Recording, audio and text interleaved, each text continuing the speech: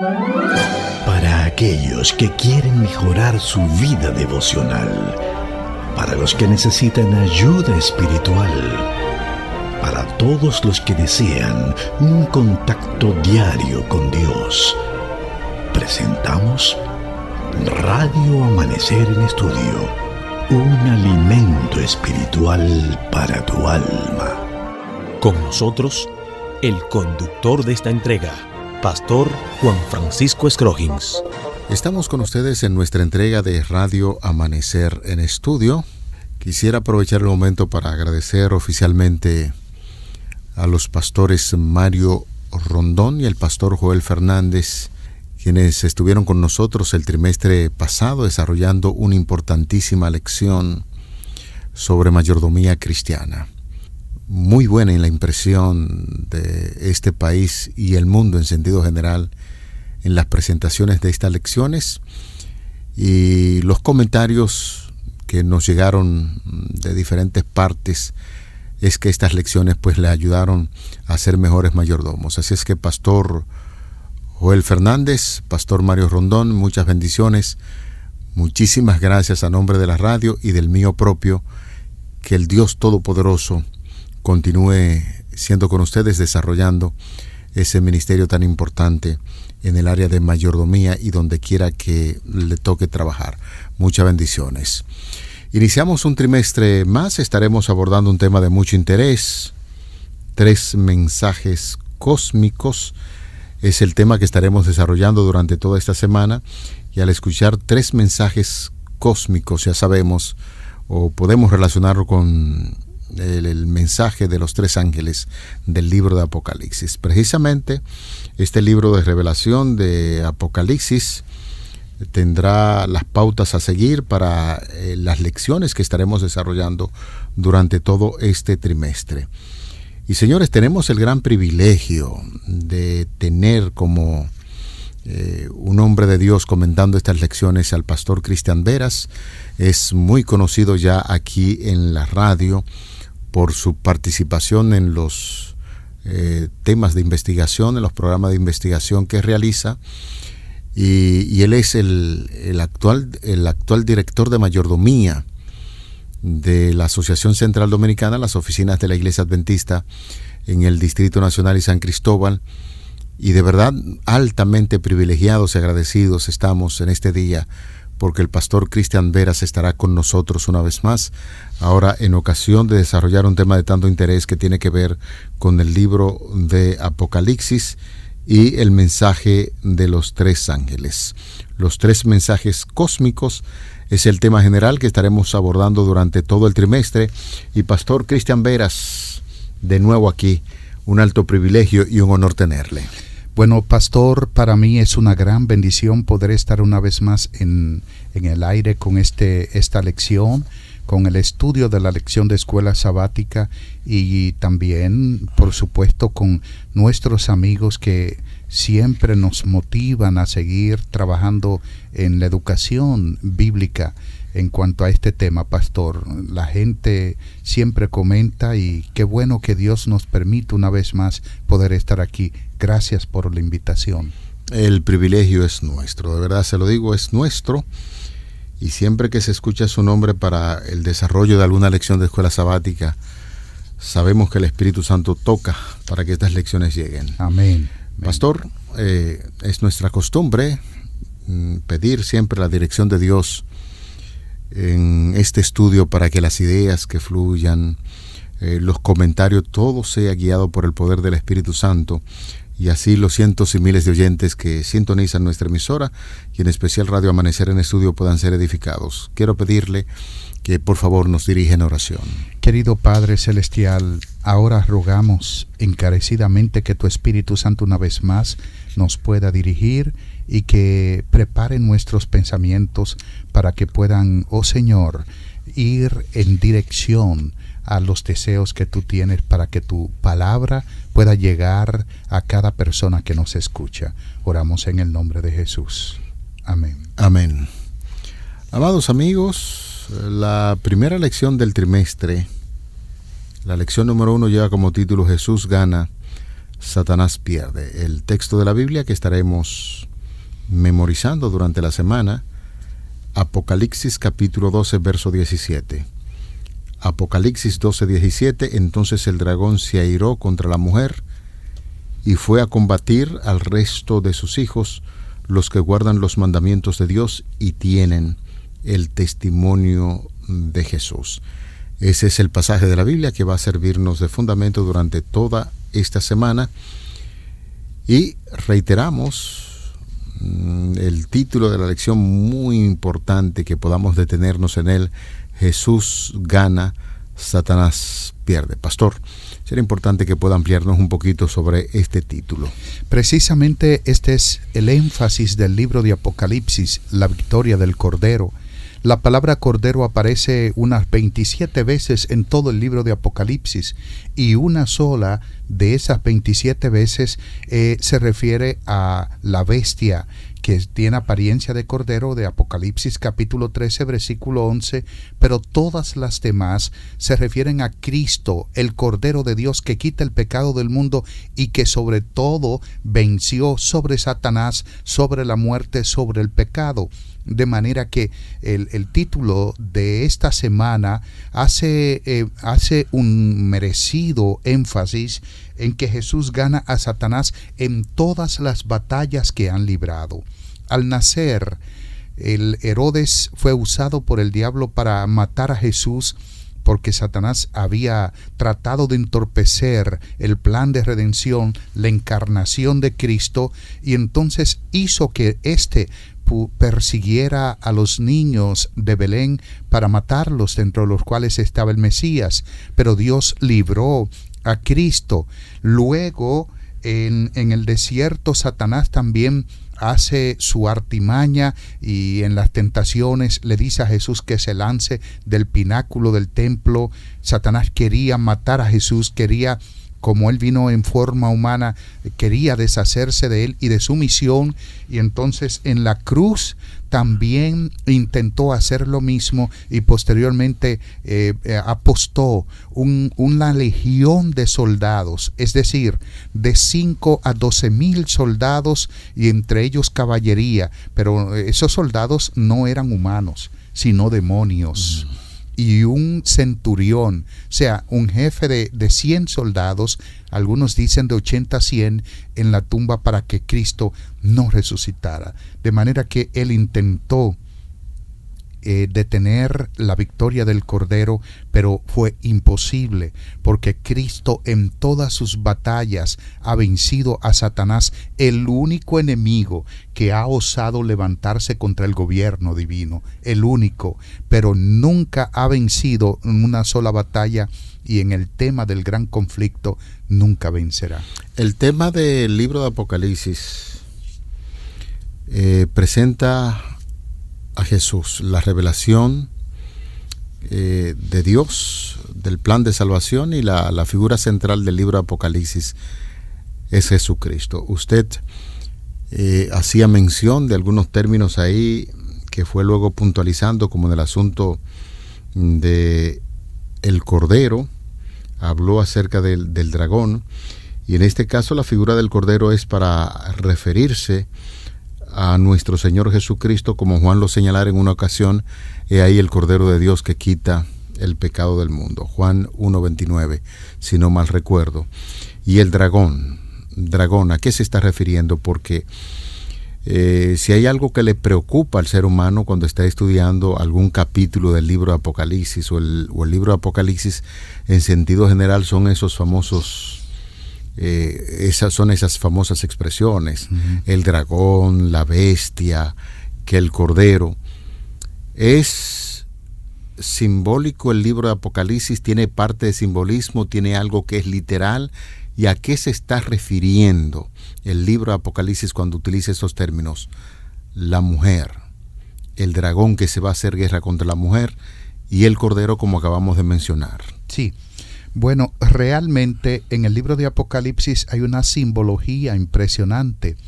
Hay simbología, numerología, entre otras cosas, porque el autor principal del libro de Apocalipsis, que es el mismo Espíritu Santo, vio a bien de que este libro no llegara de una manera literal a la gente por alguna razón, posiblemente porque los tratarían de destruirlo, porque el contenido profético del libro de Apocalipsis es fascinante y Dios en su insondable sabiduría previó de que fuera a través de símbolos y le dio la sabiduría a Juan y a todos los que leen el libro y lo estudian con el fin de aprender más acerca del plan de salvación y de la victoria de Cristo. Por lo tanto, esos símbolos tienen sus explicaciones.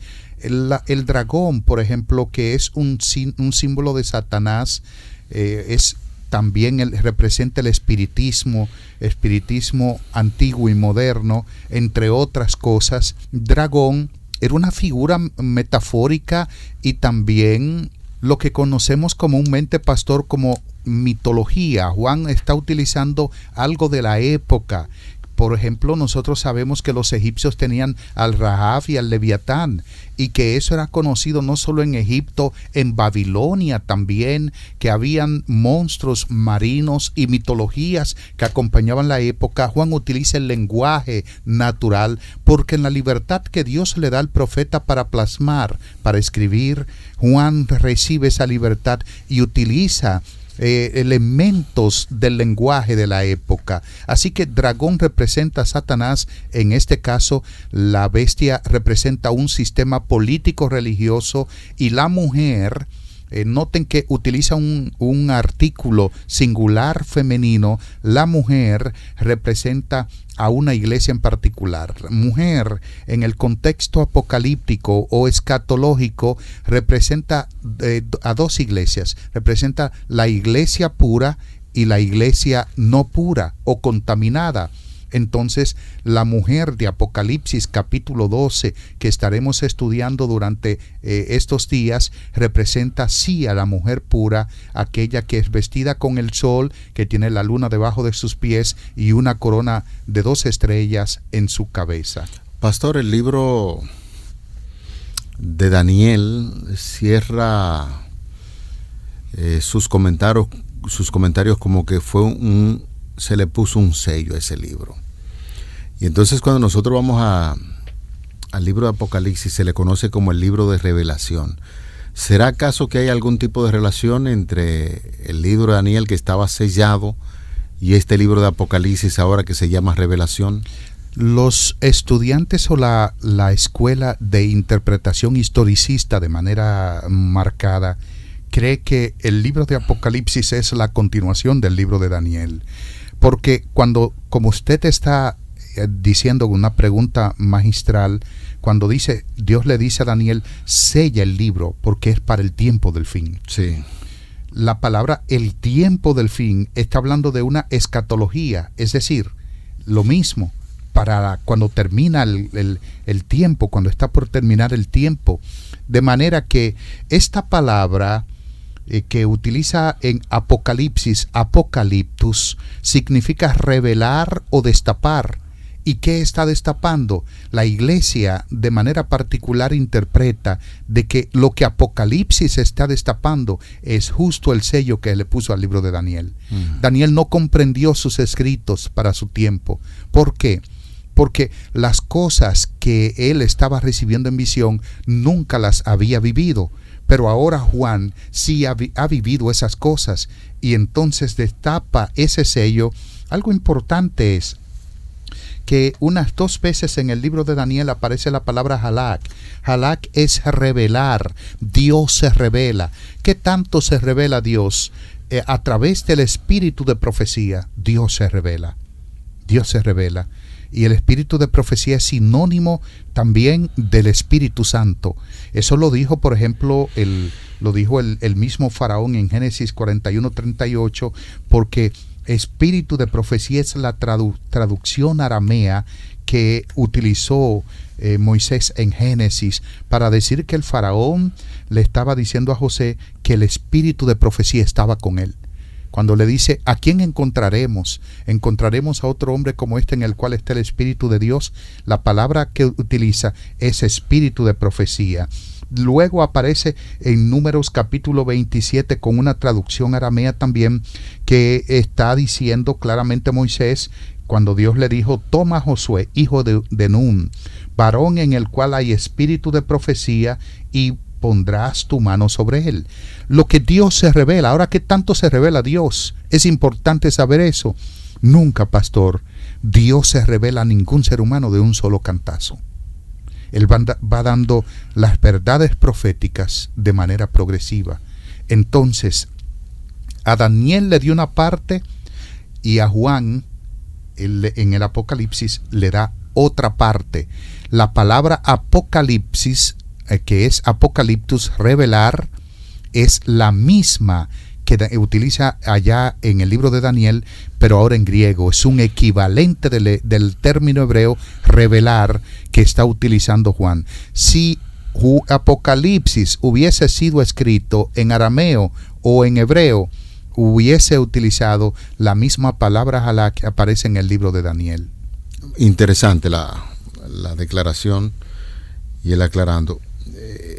Pastor, siendo que es el título original del libro Revelación, o el libro de Apocalipsis, como bien usted está puntualizando, ¿a quién revela este libro? Pregunta interesantísima, pastor. Está revelando el futuro, está quitando el velo, está descubriendo algo, pero Apocalipsis, además de revelar el futuro, lo que está haciendo es presentando al Cordero.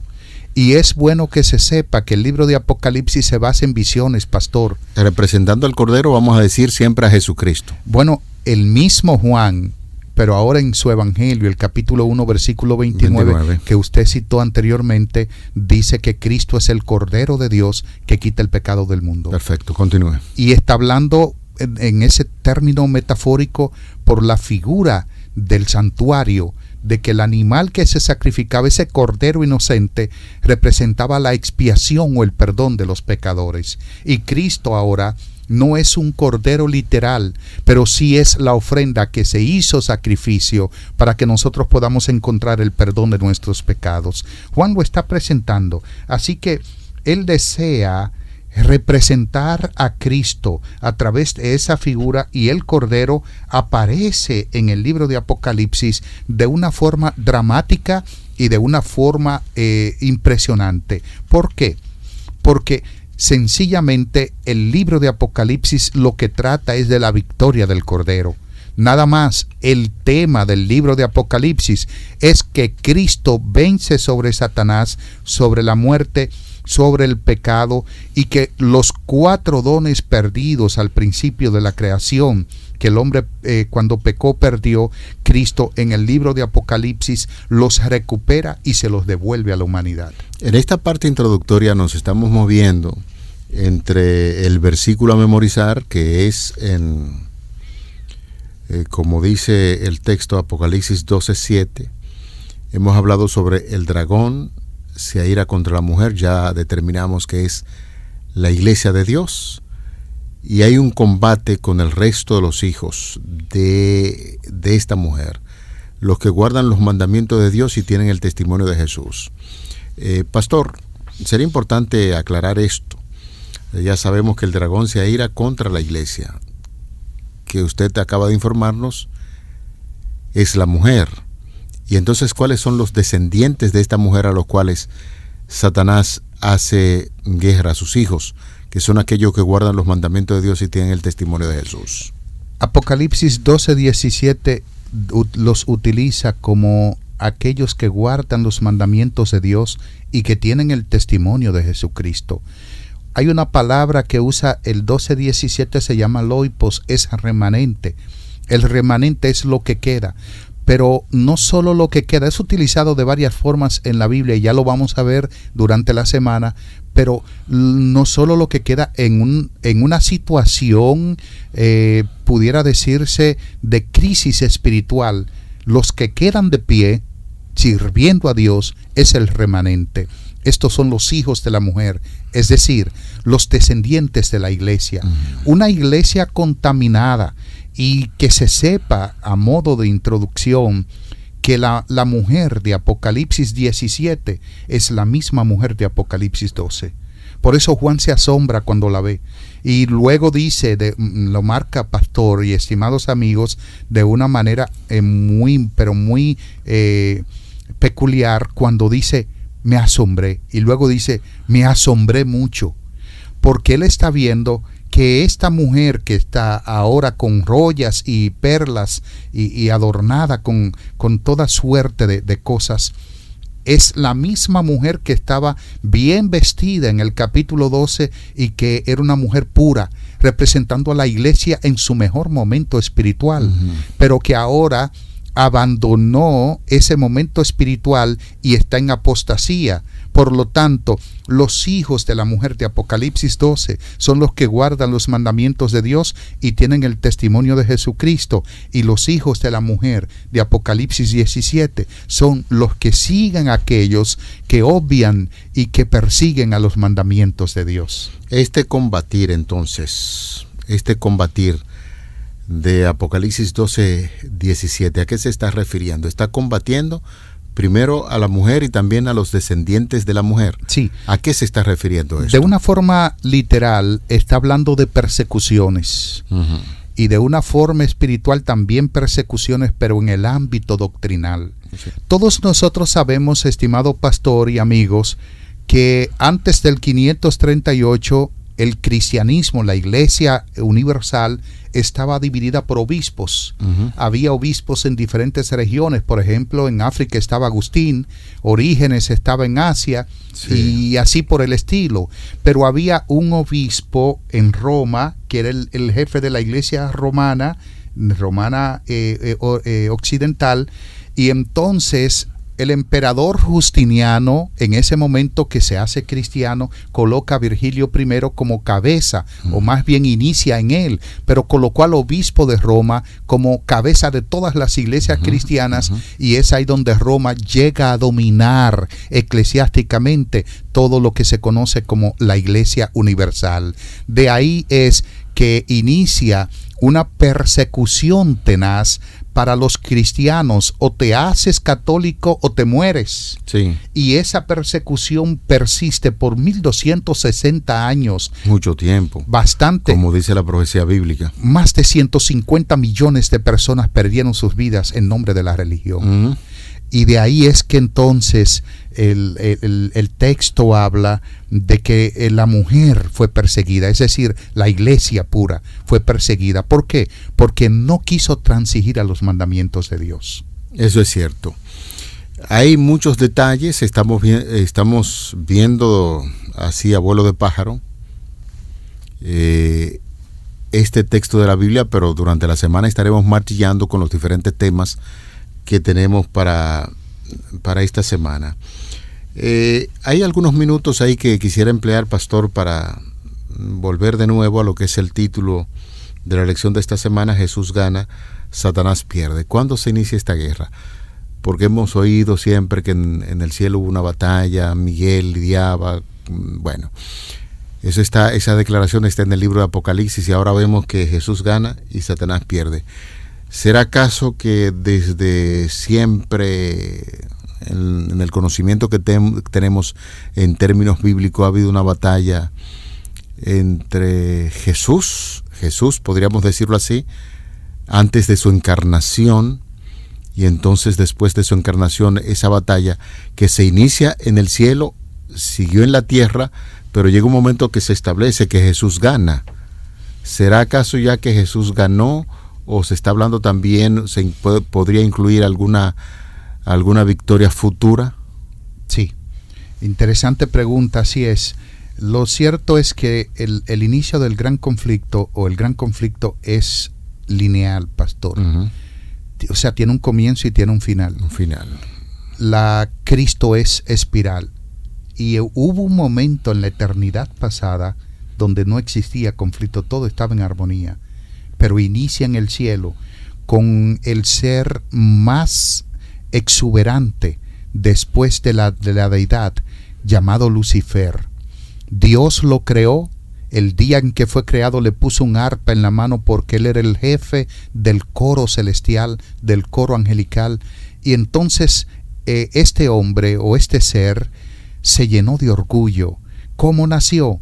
Inexplicablemente. Ningún ser humano, ni el pastor Scroggins, ni el pastor Veras, ningún teólogo jamás en la historia puede explicar cómo en un ambiente perfecto puede surgir el pecado.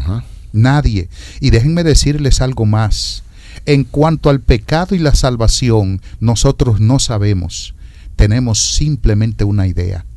Eso es lo que el ser humano, por buen teólogo que sea, tiene acerca del pecado y de la salvación. Una idea y nada más. Y lo que Dios permite en su revelación. De manera que el gran conflicto inicia en el cielo.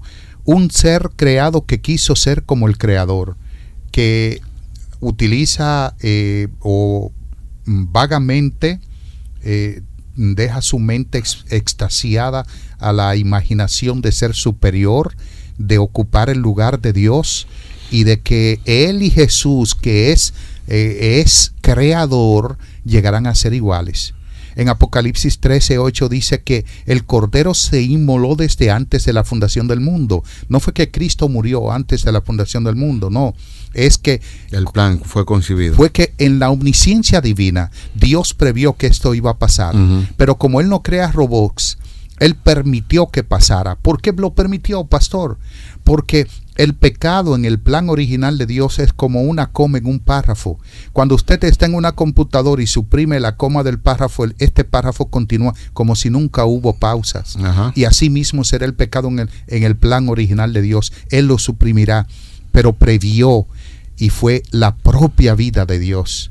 Él dijo, la humanidad va a caer, y lo único que puede rescatarla, porque no la voy a dejar perder, es la propia vida del mismo Dios. Cristo entonces vence en la cruz. La historia de la humanidad continúa y llegará a un punto en que el pecado será erradicado de todo el universo, que será la gran victoria final de Cristo y de su pueblo.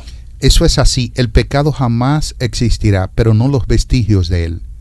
Siempre va a haber vestigios del pecado. Siempre se va a conmemorar que Cristo nos redimió con su sangre preciosa. Amén. Bueno, a la verdad es que uno iniciar un tema como este, Jesús gana, Satanás pierde, y ese pasaje de la Biblia que nos servirá de fundamento durante toda la semana, hay mucho material para cubrir, y entonces el tiempo en la radio es bastante cortito. De manera que con esas ideas vamos a concluir la lección del día de hoy, que ha servido como introducción a todo lo que estaremos viendo durante la semana. Y de verdad que agradecemos a todos por la grata compañía. Les invitamos para que vuelva a sintonizarnos, porque estaremos tratando temas de singular interés que tienen que ver con Jesús gana y Satanás pierde. Pastor, si fuera tan amable de despedirnos en oración. Querido Padre Celestial, gracias por el estudio de tu palabra. Gracias por poner en la mente del ser humano que tú nos has rescatado con tu sangre bendita, y que dentro, en el desenvolvimiento mismo del gran conflicto, tú nos has vencido y nos has dado la facultad de vencer. Gracias por la victoria tuya en la cruz del Calvario. Oramos en el nombre de Jesús. Amén. Para aquellos que quieren mejorar su vida devocional, para los que necesitan ayuda espiritual, para todos los que desean un contacto diario con Dios, hemos presentado Radio Amanecer en Estudio, un alimento espiritual para tu alma.